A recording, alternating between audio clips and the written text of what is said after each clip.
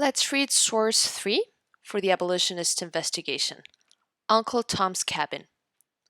First, let's remember the central question. How did abolitionists think and interact as they tried to end slavery? Because this is our purpose for reading the source. Now let's read the attribution and then the headnote to learn what type of source this is, who wrote it, when it was written, and where it was published. Attribution. From Chapter 30 of Uncle Tom's Cabin by Harriet Beecher Stowe, published in 1851 in an abolitionist newspaper and later turned into a book. Headnote. Harriet Beecher Stowe's fictional story of Uncle Tom, an enslaved man, was the most read American novel in the 1800s.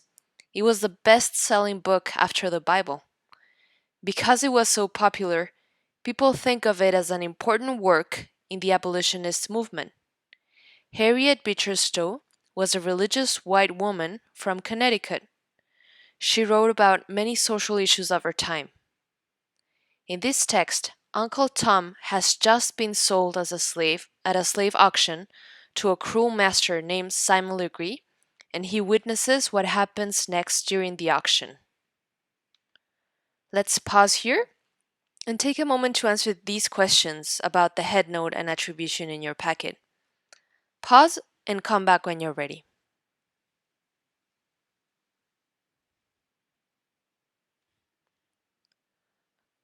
Now, let's read from the source. Let's read from Uncle Tom's Cabin. Tom hardly realized anything, but still the bidding went on. Susan is sold. She goes down from the block, stops, looks wistfully back. Her daughter stretches her hands towards her. She looks with agony in the face of the man who has bought her, a respectable, middle-aged man with a kind face. Susan. Oh, master, please do buy my daughter. Susan's new master. I'd like to, but I'm afraid I can't afford it, said the gentleman. The young girl steps onto the block and looks around her with a frightened and timid glance. The auctioneer sees his advantage, and bids rise in rapid succession. Susan's new master. I'll do anything in reason, said the gentleman, pressing in and joining with the bids. In a few moments, they have run beyond his budget. He is silent. Bids gradually drop off. It lies now between an upper-class old citizen and Simon Legree. The citizen bids for a few turns, but Simon Legree has the advantage over him.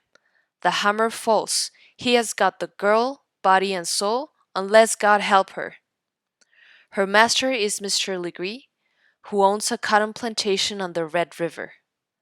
The woman's daughter is pushed along into the same lot with Tom and two other men, and goes off, weeping as she goes. The kind gentleman is sorry, but then the thing happens every day. One sees girls and mothers crying at these sales always. It can't be helped. He walks off with his purchase, the mother, in another direction.